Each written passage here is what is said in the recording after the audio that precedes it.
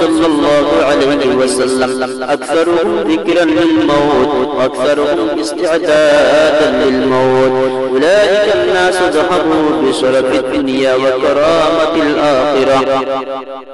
وقال النبي صلى الله تعالى عليه وسلم عن أبي هريرة رضي الله تعالى عنه قال قال رسول الله صلى الله عليه وسلم أكثروا ذكر هازم اللذات الموت أو كما قال عليه الصلاة والسلام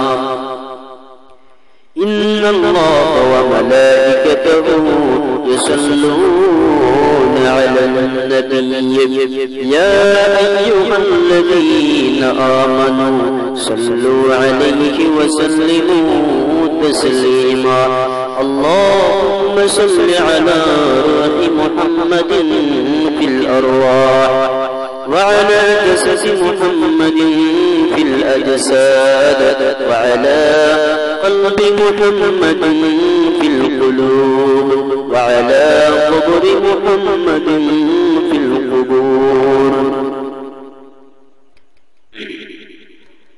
مسافر غر کجا باشد وطن را یاد می‌دارد مسافر غر کجا باشد وطن را یاد می‌دارد بلبل دار قفس باشد چمن را یاد می‌دارد یہاں ہم سب مسافر ہیں قبر آخری ٹھکانا کوئی آگے روانہ ہے کوئی پیچھے روانہ موت کو سمجھا ہے غافل اختتام زندگی در حقیقت موت تیری ابتدائی زندگی.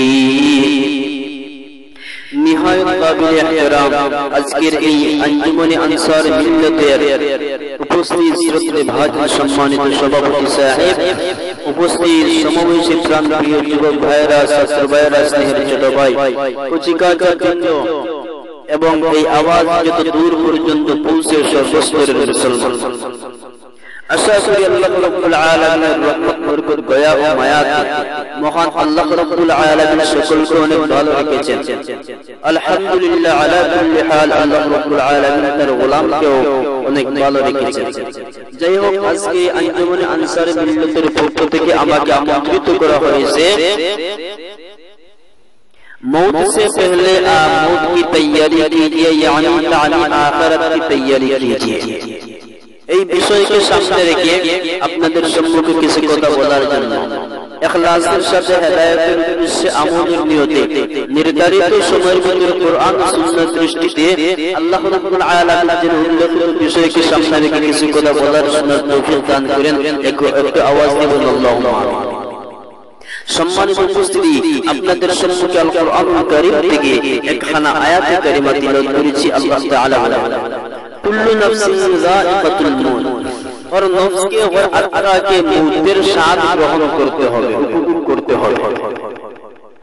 আল্লাহ রাব্বুল আলামিন অন্যত্র আয়াতের মধ্যে বলেন, কুল ইন্নাল মাউতাল্লাযী তাফিরুনা মিনহু ফাইন্নাহু মুলাকীকুম। আল্লাহ রাব্বুল আলামিন বলেন, আল্লাহ তাআলা কোরআনের ভাষায় বলেন যে মরণ থেকে কোনো মানুষ যদি পালানোর জন্য, মরণ থেকে পালানোর জন্য যত বড় বড় পালার মধ্যে লুকাও আর যেই জায়গার মধ্যে যাও না কেন, মরণ ফাইন্নাহু মুলাকীকুম, সঠিক মরণ তোমার সাথে মুলাকাত একসময় করেই ফেলবে। মরণ তোমার সাথে মুলাকাত করেই ফেলবে, তুমি যেখানেই থাকো না কেন। সম্মানিত উপস্থিতি, আল্লাহর রাসূল মুহাম্মদুর রাসূলুল্লাহ বলেন, عن أبي هريرة رضي الله تعالى عنه قال قال رسول الله صلى الله عليه وسلم أكثروا ذكر هذه اللذات الموت। আল্লাহর রাসূল বলেন, বেশি বেশি করে দুনিয়ার টাটকা সুখগুলিকে, যেই জিনিসটা সুখগুলি থেকে ত্যাগ করে রাখে, সুখগুলি থেকে দূরে রাখে, অর্থাৎ ওই জিনিস অর্থাৎ মৌতকে বেশি বেশি করে ইয়াদ করে। আল্লাহর রাসূল মুহাম্মদুর রাসূলুল্লাহ বলেন, আলী ইবনে উমর রাদিয়াল্লাহু তাআলা আনহু قال أتيت النبي صلى الله عليه وسلم عاشر عشرة فقام رجل من الأنصار فقال يا رسول الله من أكيس الناس وأحزب الناس؟ قال رسول الله صلى الله عليه وسلم أكثرهم ذكرا للموت وأكثرهم استعدادا للموت أولئك الناس ذهبوا بشرف الدنيا وكرامة الآخرة. الله الرسول محمد رسول الله الصحابي إسلام الثاني خليفة المسلمين حضرت عمر ফারুক রাদিয়াল্লাহু তাআলা আনহু তিনি বলেন আমরা 10 জন সাহাবায়ে কেরাম নবীজির খিদমতের মধ্যে হাজির হয়ে গেলাম। উপস্থিত হওয়ার পরে আমাদের মধ্যে থেকে একজন আনসারী সাহাবী দাঁড়িয়ে গেলেন। ফাকালা ইয়া রাসূলুল্লাহ, এবং দাঁড়িয়ে গিয়ে প্রশ্ন করলেন ইয়া রাসূলুল্লাহ ইয়া হাবিবাল্লাহ মান আকিয়াসুন নাস ওয়া আহসাবুন নাস? মানুষের মধ্যে সবচেয়ে বেশি সমঝদার এবং তজরবাকার মানুষ কি? আল্লাহর রাসূল বলেন قال رسول الله صلى الله عليه وسلم اكثرهم ذكرا للموت واكثرهم استعدادا للموت। তোমাদের মানুষের মধ্যে থেকে যে বেশি বেশি করে মৌতকে বেশি বেশি ইয়াদ করে স্মরণ করে মৌতের কথা এবং আখিরাতের সামান বেশি বেশি করে তৈয়ার করে, আল্লাহর রাসূল বলেন উলাইকান নাসু যাহাবু বিশরাফিদ দুনিয়া ওয়া কারামাতিল আখিরা। এই মানুষটাই দুনিয়া এবং আখিরাতের ইজ্জতের মুস্তাহিক। এই প্রেক্ষাপটে আল্লাহ রাব্বুল আলামিন তিনি কি সুন্দরভাবে মহান রব্বুল আলামিন আল কুরআনুল কারীমের ভিতরে আল্লাহ রাব্বুল আলামিন বলেন ইয়া আইয়ুহাল্লাযীনা আমানু তাকুল্লাহা ওয়াল তানজুর নাফসুম মা কদ্দামাত লিগাদ। আল্লাহ রাব্বুল আলামিন বলেন ও বিশ্বাসীগণ, তোমরা বেশি বেশি করে আল্লাহ রাব্বুল আলামিনকে ভয় করো। ওয়াল তানজুর নাফসুম মা কদ্দামাত লিগাদ, এবং তোমরা আখিরাতের সামান এবং তোমরা নফসের সাথে মুহাসিবা করো যে আখিরাতের সামান কতটুকু তৈয়ার করেছি। আল্লাহ তাআলা এর সিগন্যাল দিচ্ছেন তোমরা আখিরাতের সামান তৈয়ার করো। এই চন্দ্রজল জীবনের মধ্যে আল্লাহ রাব্বুল আলামিন আমাকে আপনাকে সকলকে আখিরাতের কিছু সামান সংগ্রহ করার জন্য মহান রব্বুল আলামিন পাঠিয়ে দিয়েছেন। কিন্তু দেখা যায় এই আখিরাতের সামান সংগ্রহ করার মধ্যে মানুষ নেই। কেউ বা বালাখানা বানাবে, কেউ বা অট্টালিকা বানাবে, কেউ বা আর এই তিজারতের মধ্যে বিক্রি করবে, কেউ বা দুনিয়াকে পাবে। এজন্য মানুষ সন্তানদেরকে দিনের রাস্তায় না দিয়ে দুনিয়ার রাস্তায় বেশিরভাগ শুধু তলবে দুনিয়া আর তলবে দুনিয়া, কিছুই বুঝো না। যদি বলি এ ভাই তুমি মৌতের সামান তৈয়ার করো, মরণকে ভয় করো, বলে না না না আবার মরণের অনেক দেরি আছে, অনেক সময় আছে, যখন মরে যাব, যখন মরণের সময় ঘনিয়ে আসবে তখন সামান তৈয়ার করে দেব। আরে বেওকুফের গোষ্ঠী, আমি বলি এদেরকে একটা কুয়া যদি আপনি করে আগুন লাগার পরে খনন করতে যান, আমি কুয়ার ভিতর থেকে পানি উঠবে আর কুয়ার ভিতর থেকে পানি আনবো, জল আনবো, তারপরে ঘরের মধ্যে দিব আর আগুন নিভে যাবে, এটাও যেমন পশ্চিম কালেও সম্ভব না, এই কথাও সম্ভব না। মৃত্যু আসবার মৃত্যুর সামান তৈয়ার করে কবরের মধ্যে চলে যাব, এটাও তেমন ভাবে সম্ভব হবে না।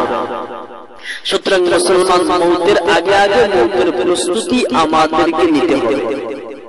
এই প্রেক্ষাপটে ইমাম গাজ্জালী রাহমাতুল্লাহ আলাইহি আলিল্লাহ মাশকুর আলিম দ্বীন ইমাম গাজ্জালী রাহমাতুল্লাহ আলাইহি তিনি তিনার বন্ধুর বাড়ির মধ্যে যাওয়ার জন্য প্রস্তুতি নিলেন। এক পর্যায়ে আলিল্লাহ হযরত ইমাম গাজ্জালী রাহমাতুল্লাহ আলাইহি বন্ধুর বাড়ির মধ্যে পৌঁছে গেলেন। এখনো পর্যন্ত বন্ধুর ঘরের ভিতরের মধ্যে প্রবেশ করেন নাই। ইমাম গাজ্জালী রাহমাতুল্লাহ আলাইহি শুনতে পেলেন বন্ধুর ঘরের ভিতর থেকে আওয়াজ আসছে, আমার দাও দাও তলোয়ার দাও, আমার জোড়া দাও, আমার ঘোড়াটা তৈয়ার করো, আমার নতুন পোশাক দাও, আমার পাগড়িটা দাও। এভাবে করে করে ইমাম গাজ্জালী রাহমাতুল্লাহ আলাইহি সমস্ত ঘরের মানুষদেরকে পরেশান করে দিয়েছে। ইমাম গাজ্জালী রাহমাতুল্লাহ আলাইহির বন্ধু সমস্ত ঘরের মানুষদেরকে পরেশান করে দিয়েছেন। এবার ইমাম গাজ্জালী রাহমাতুল্লাহ আলাইহি যখনই ঘরের ভিতরে প্রবেশ করলেন, করার পরে বললেন এবার এত অস্থির করে কোথায় যাবেন? সমস্ত ঘরের মানুষদেরকে পরেশান করে দিলেন।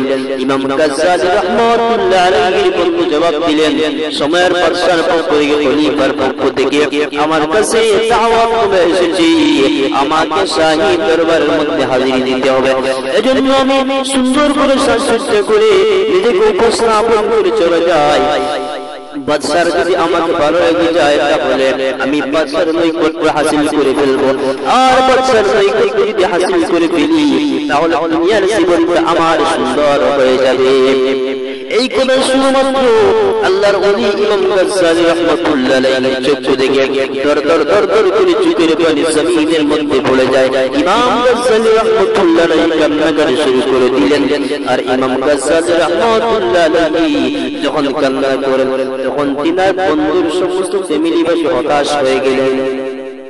জিজ্ঞাসা করেন, কি ব্যাপার হযরত, কিসের জন্য কান্না করো? আমরা কি আপনার সাথে কোনো খারাপ আচরণ করেছি? ইমাম গাজ্জালী রাহমাতুল্লাহ আলাইহি বন্ধু জিজ্ঞাসা করেন, হযরত কেন কান্না করেন? আমরা কি আপনার সাথে খারাপ আচরণ করেছি? আমরা হয়তো আপনার সাথে বেয়াদবি করে ফেলেছি, মেহেরবানি করে maaf করে দাও। ইমাম গাজ্জালী রাহমাতুল্লাহ আলাইহি বললেন, এজন্য কান্না করি না, কান্না করে এই জন্য সাধারণ দুনিয়ার বাদশার দরবারের মধ্যে যাবে, দুনিয়ার বাদশার দরবার হতে পারে না, হতে পারে কোন সমস্যার কারণে এই বাদশার দরবারটা সামনের দিকে আসতে পারে, পিছনের দিকেও যাইতে পারে। এই বাদশার দরবারের মধ্যে যাওয়ার তো প্রস্তুতি, কিন্তু আমার বড় ভয় লাগে যেদিন শাহান থেকে আদিলের পক্ষ থেকে বাদশাদের বাদশা যিনি মালিকদের মালিক যিনি ওই রব্বুল আলামিনের পক্ষ থেকে যিনি মালাকুল মউত হযরতে আজরাইল আলাইহিস সালাম মৃত্যুর ফেরেশতা, সেই মৃত্যুর দাওয়াত তোমাদের বন্ধুরে তোমার দরবারের মধ্যে চলে আসবে। ওই আল্লাহ রাব্বুল আলামিনের সামনে দাঁড়ানোর সামান কতটুকু তৈয়ার করেছো?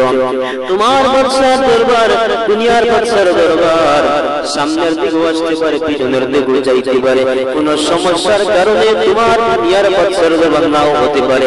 কিন্তু আল্লাহ রাব্বুল আলামিন বলেন, ফাইদা জাআ আজালুহুম লা ইস্তাখিরুনা ওয়ালা ইস্তাকদিমুন। মরণের গভীর মধ্যে যেদিন বাড়ি করে যাবে, এক মুহূর্ত সময় তোমাকে দেওয়া হবে না।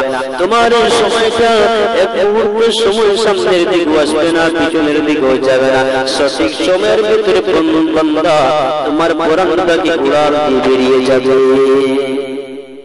সঠিক সময় জীবন চলে যাবে। সুতরাং ওই বাদশাহ শাহর আদিলের সামনে যাওয়ার সামান তৈরি করো। এই দাওয়াতনামাটা অনেক বড় একটা দরবারে যাওয়া, এই দাওয়াতনামার পরে আপনাকে ময়দানে হাসরের মধ্যে হাজির হতে হবে এবং জীবনের মধ্যে কি করেছেন না করেছেন ওগুলোর জবাব দিতে হবে, হিসাব দিতে হবে। যদি আপনি আখিরাতের সামান নিয়ে চলে যান তাহলে কি হবে? আপনার সামনে ভালো ফল হবে, আপনার আল্লাহ রাব্বুল আলামিনের সামনে দাঁড়ানোর সময় আপনাকে লজ্জিত হতে হবে না, অন্যথায় আপনি অল্প দিনের দুনিয়া দিয়ে চিরস্থায়ী আখিরাতকে বরবাদ করে ফেলবেন। সম্মানিত উপস্থিতি, মরণ থেকে পালানো যায় না। আর এটাও মনে করে বসবেন না মরণ থেকে পালিয়ে যাব, মরণ আমাকে ধরে ফেলবে, ধরতে পারবে না, এটাও হবে না। আল্লাহ রাব্বুল আলামিন বলেন, কুল ইন্নাল মাউতাল্লাযী তাফিরুনা মিনহু ফাইন্নাহু মুলাকীকুম। আল্লাহ রাব্বুল আলামিন বলেন, আল্লাহ তাআলা বলেন, মরণ থেকে পালানোর জন্য যত দূর যাও না কেন, মরণ থেকে পালানোর জন্য ৭০,০০০ পর্দার ভিতরে কোনো কোনো বান্দারি সঠিক সময়ে পাবা, ফাইন্নাহু মুলাকীকুম, মরণ এক সময় তোমার সাথে মুলাকাত করেই ফেলবে। হঠাৎ করে মনে পড়ে গেল সেই সৈরাচার বাদশা ওয়াসিক বিল্লাহর কথা। সৈরাচার জালেম বাদশা ওয়াসিক বিল্লাহ ৭০,০০০ পর্দার ভিতরে ওয়াসিক বিল্লাহ নামে একজন জালিম বাদশা ছিল। ওই বাদশা সমকালীন যুগের কোন প্রজা ওই বাদশার চোখের দিকে চোখ তুলে তাকানোর কোনো হিম্মত পেত না, মানুষদেরকে পাখির মতো হত্যা করে ফেলত। ওই বাদশা যখনই মাত্র ওই বাদশা সে মরণ থেকে পালানোর জন্য মিশর থেকে ওই রেশমের মাধ্যমে রেশম দিয়ে ৭০,০০০ পর্দা অর্ডার দিয়ে বানিয়ে আনলো। এই একটা পর্দার মধ্যে যদি তীর মারা হয় তাহলে তীর পিছন দিয়ে ফিরে আসে, পর্দার ভিতরে ঢুকে না। এমন ভাবে একটা দুইটা নয়, ৭০,০০০ পর্দা রেডি করলো। আর তার আব্বাসীর মহলটা ৭০,০০০ পর্দাকে ঢেকে রাখলো, যাতে করে মৃত্যুর ফেরেশতা হযরতে মালাকুল মউত ওই সৈরাচার বাদশা ওয়াসিক বিল্লাহর কাছে এসে পৌঁছতে না পারে। আল্লাহ রাব্বুল আলামিন যখন মাত্র হুকুম দিলেন ওই বাদশার যখন হায়াতের দিন গুলো শেষ হয়ে গেল আল্লাহ তাআলা বলেন মালাকুল মউত আজরাইল চলে যাও ওই বাদশা ওয়াসিফুল্লাহর ৭০,০০০ পর্দা লাথি মেরে পাংচুর করে জালিম বাদশার রূহটা তুমি কবজা করে নিয়ে আসো যখন মাত্র আল্লাহ রাব্বুল আলামিন হুকুম দিলেন লা ইয়াসতাখিরুনা সাআতাও ওয়া লা ইয়াস্তাকদিমুন এক মুহূর্ত সময় পিছনের দিকেও যায় নাই সামনের দিকেও যায় নাই সঠিক সময়ের মধ্যে হযরত মালাকুল মউত আজরাইল আলাইহিস সালাম লাথি মেরে পাংচুর করে ৭০,০০০ পর্দা পাংচুর করে বাদশা ওয়াসিফুল্লাহর সামনে উপস্থিত বাদশা ওয়াসিফুল্লাহর মুখের মধ্যে যখন হযরত মৃত্যুর পরে চাপটা দিলেন দেওয়ার সাথে সাথে ওই বাদশা ওয়াসিফুল্লাহর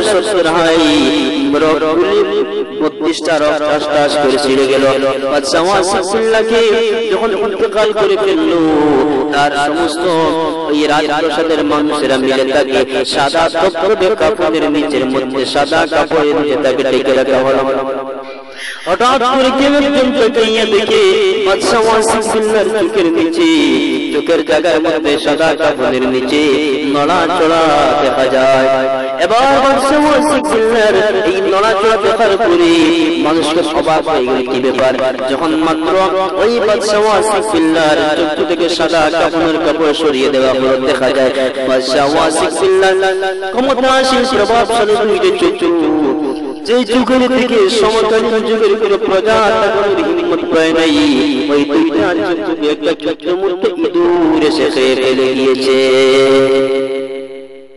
এই ইঁদুর কোথায় থেকে ঢুকলো কিতাবের মধ্যে এসেছে এরা মনি মুক্ত স্বর্ণ ওগুলি ওই রাজমহলের ভেতরে এমন ভাবে ঝুলানো থাকতো যেমন ভাবে আঙ্গুরের বাগানের ভিতরে আঙ্গুর ঝুলানো থাকে ওই রাজমহলের ভিতরে একটা পিঁপড়া পর্যন্ত প্রবেশ করা মুশকিল কিন্তু এই রাজমহলের ভিতরে ইঁদুর কোথায় থেকে ঢুকে যায় আল্লাহ রাব্বুল আলামিন দুনিয়ার মুসলিমদেরকে দেখিয়ে দিলেন দেখো আমার মুসলিম বান্দা বান্দীরা দেখো তোমরা যে বাদশার দিকে চোখ তুলে তাকানোর হিম্মত পাও নাই আমি আল্লাহ রাব্বুল আলামিন তাকে শায়েস্তা করার জন্য আমি রাব্বুল আলামিন কোনো ধরনের কোনো উঁচু পর্যায়ের সেনাবাহিনী ব্যবহার করি নাই আমি রাব্বুল আলামিন একদম বোমা ব্যবহার করি নাই আমি আল্লাহ রাব্বুল আলামিন সামান্য ছোট্ট মূর্তি একটা ইঁদুরের মাধ্যমে আমি আল্লাহ দেখিয়ে দিলাম ওই বাদশাকে শায়েস্তা করতে আমি আল্লাহর বড় ধরনের কোনো নেতা নেত্রী লাগে না কোনো পারমাণবিক অস্ত্র লাগে না আমি আল্লাহ তাআলা